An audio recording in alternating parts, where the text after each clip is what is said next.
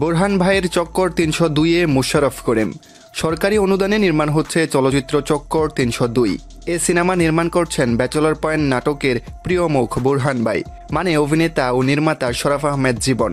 আগেই ঘোষণা দিয়েছেন ঈদে ছবিটি মুক্তি দেবেন। শুক্রবার প্রকাশিত হলো ছবির ফার্স্ট লুক পোস্টার। সেখানে হাজির হলেন ছবির প্রধান চরিত্র ইন্সপেক্টর মঈনুল রূপী মোশাররফ করিম। পোস্টারে তার অভিব্যক্তি অনেকেই পছন্দ করেছেন। পরিচালক পোস্টার শেয়ার করে ফেসবুকে লিখেছেন, দুনিয়াতে চালাক মানুষ বাঁচে আয়েশ করে, বোকা মানুষ কায়দা করে, আর মঈনুল।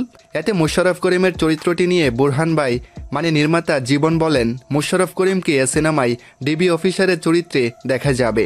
তিনি একজন জাত অভিনেতা। আমার সিনেমায় এরকম একজন তুখুর অভিনেতাকে চেয়েছিলাম। সিনেমাটি নিয়ে মোশাররফ করিম বলেন, সিনেমাটির মাধ্যমে দর্শকরা নতুন কিছু পাবেন। টিমের সবাই ভালো ও দারুণ অভিনয় করার চেষ্টা করেছেন। সেটা কতটা করতে পেরেছি সেটা জানার জন্য সিনেমাটি হলে গিয়ে দেখা প্রয়োজন। তবে শেষ পর্যন্ত ছবিটি ঈদে আসবে কিনা এ বিষয়ে নিশ্চিত কিছু বলতে চাননি বোরহান ভাই মানে নির্মাতা জীবন। এ নির্মাতা বলেন, ছবির কাজ এখনও শেষ করতে পারেনি। নির্মাতা ও অভিনেতা শরাফ আহমেদ জীবন কেরিয়ার শুরু করেছিলেন মোস্তফা সারোয়ার ফারুকের সহকারী হিসেবে।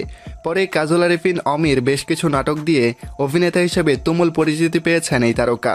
তো বন্ধুরা, বোরহান ভাইয়ের সিনেমা মোশাররফ করিমের সাথে চক্কর ৩০২ কেমন হতে পারে আপনি মনে করছেন তা কিন্তু অবশ্যই কমেন্টে জানাবেন। আর ভিডিওটা ভালো লাগলে লাইক কমেন্ট করে আমাদের সাথেই থাকুন। ধন্যবাদ।